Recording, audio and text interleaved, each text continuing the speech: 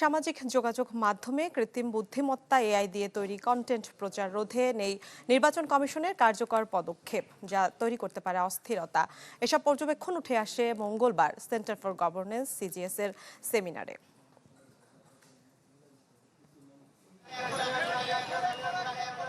নির্বাচন মানেই পোস্টার, মিছিল আর মাঠের প্রচারণা, এই চিত্র বরাবরের। তবে এবার প্রচারণার বড় অংশ জুড়ে থাকতে পারে ফেসবুক, ইউটিউব, টিকটক সহ নানা সামাজিক যোগাযোগ মাধ্যম। এসব বিষয় উঠে এলো সিজিএস এর এই আলোচনায়। বলা হয়, সব ছাপিয়ে এবার বেশি কন্টেন্ট দেখা যাচ্ছে কৃত্রিম বুদ্ধিমত্তা বা এআই প্রযুক্তির, যার প্রভাবে সাময়িকভাবে উত্তেজনা তৈরি হয়। তবে ঘটনার সত্যতা নিয়ে প্রশ্ন ওঠার ঘটনাও কম নয়।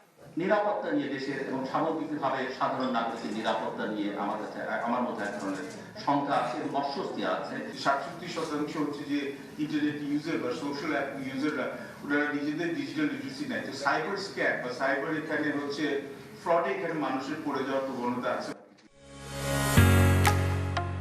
ঢালাইয়ের সেরা প্রিমিয়ার সিমেন্ট। বক্তারা বলেন, জাতীয় আন্দোলন, রাজনৈতিক ইস্যু বা জাতীয় নির্বাচন ঘিরে ব্যাপকভাবে ছড়ানো হচ্ছে এসব কন্টেন্ট। অসত্য তথ্য দিয়ে বানানো এসব উপকরণ এবারের নির্বাচনে তৈরি করতে পারে বড় অস্থিরতা। আমি এই সরকারের, এই নির্বাচন কমিশনের, এই আইন প্রয়োগকারী সংস্থাদের পক্ষ থেকে এই ব্যাপারে যথেষ্ট সচেতনতা দেখি না, কার্যকর পদক্ষেপ দেখি না।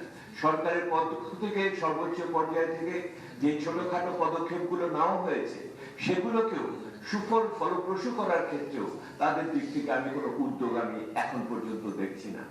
বক্তারা বলেন, বিদেশি অর্থায়নে গেল 3 দশকে ডিজিটাইজেশনে নেওয়া হয় 18টি প্রকল্প, যাতে অর্থ খরচ হলেও সুফল মেলেনি খুব একটা।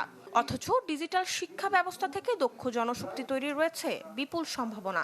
কিন্তু এই ব্যবস্থা থেকে ঠিকই লাভবান হয়েছে দুর্নীতিবাজ, রাজনীতিক ও আমলারা।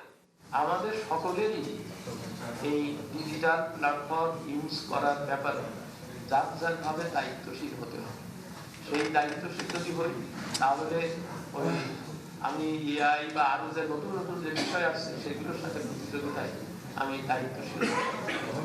জিনিসটা শুধু কথাবার্তার ভিতর দিয়ে প্রচার করে হবে না, এটার বাস্তবতার ভিতরে ঢুকতে হবে। ডিজিটাল সেবার ক্ষেত্রে স্টারলিংকের বাণিজ্যিকীকরণ ও অনিবন্ধিত মোবাইল সেট বন্ধের সিদ্ধান্তকে সরকারের কার্যকরী পদক্ষেপ বলেও মন্তব্য করেন বক্তারা।